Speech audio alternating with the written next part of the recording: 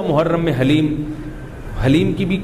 حلیم کا جو فلسفہ بیان کیا جاتا ہے وہ یہ بتایا جاتا ہے کہ حضرت حسین کو کچھ بھی نہیں ملا تھا، کھانے کو کچھ بھی نہیں ملا تھا، تو ہم اب سب چیزوں کا ایک مرغوبہ بنا کے پبلک کو کھلائیں گے، جس سے یہ پتہ چلے گا کہ دیکھو حلیم میں گوشت بھی ہے تو حضرت حسین کو گوشت بھی نہیں ملا، حلیم میں چاول بھی ہے تو چاول بھی نہیں ملے ان کو، حلیم میں دال بھی ہے تو ان کو دال بھی نہیں ملی، حلیم میں جو بھی ہے تو ان کو جو بھی نہیں ملی۔ تو حلیم ایک ایسی ڈش ہے جس میں اتنی ساری چیزیں آتی ہیں کہ یہ ساری چیزیں ایک جگہ جمع کسی اور ڈش میں نہیں ہوتی، تو سب چیزیں کھلانے کا ہمیں ثواب مل جائے گا۔ یہ بھی وہی ہے کہ انہیں کچھ بھی نہیں ملا اور آپ ان کی یاد میں سب کچھ کھا بھی رہے ہو اور سب کچھ کھلا بھی رہے ہو حلیم کے نام۔ تو یہ بھی کامن سینس کی چیزیں نہیں ہیں، اس لیے چھوڑ دو اللہ کا واسطہ۔ لوگ کیا کہتے ہیں، میں محرم میں حلیم اس نیت سے نہیں پکا رہا، میں تو ویسے ہی پکا رہا ہوں۔ تو ویسے ہی تو نے سفر میں کیوں نہیں پکایا؟ ویسے ہی آپ ربیع الاول میں کیوں نہیں پکا لیتے؟ ویسے ہی آپ رمضان میں کیوں نہیں پکا لیتے؟ آج ہی ویسے ہی خیال آیا ہے، تو بھائی چھوڑ دو۔ یہ اسلام خدا کی قسم بدنام ہو رہا ہے دنیا میں۔ غیر مسلم جب یہ اسلام دیکھے گا، اس کو اسلام میں اٹریکشن نظر آئے گی، وہ حلیم کھانے کے لیے مسلمان ہوگا، وہ شب برات کے پٹاخوں کے لیے، حلووں کے لیے ہوگا۔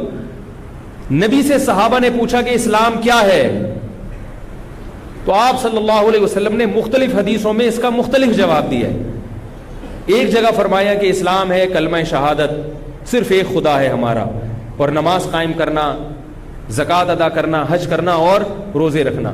ایک جگہ فرمایا اسلام یہ ہے کہ تم غربا کا خیال کرو، ان تطعم الطعام، لوگوں کو کھانا کھلاؤ۔ یہ مطلب نہیں حلیم کھلاؤ، کھانے کا مطلب یہ کہ لوگوں کی بنیادی ضرورتیں سارا سال پوری کرو۔ اس کو سفر میں ضرورت ہے تو محرم کا انتظار مت، جب غریب کو موقع ملے، کبھی دیکھو محلے پڑوس میں رشتہ داروں میں کوئی غریب ہے، اس کا خیال کرو۔ آپ سمجھ میں نہیں آ رہی میرا خیال ہے؟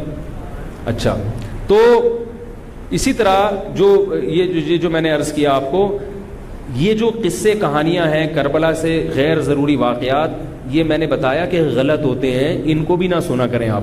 ان کے غلط ہونے کی ایک دلیل تو میں بیان سے پہلے دے چکا ہوں، ایک اور دلیل کہ جو خطیب لوگ، چاہے وہ شیعہ ہوں یا بعض سنی، سب میں ہیں ایسے لوگ، تو یہ غلط ہونے کی بڑی دلیل ایک اور یہ بھی ہے کہ اگر یہ قصہ خطیب لوگ جو حقیقی واقعہ ہے وہ بیان کرتے تو ایک ہی قصہ کئی بار انسان سن نہیں پاتا۔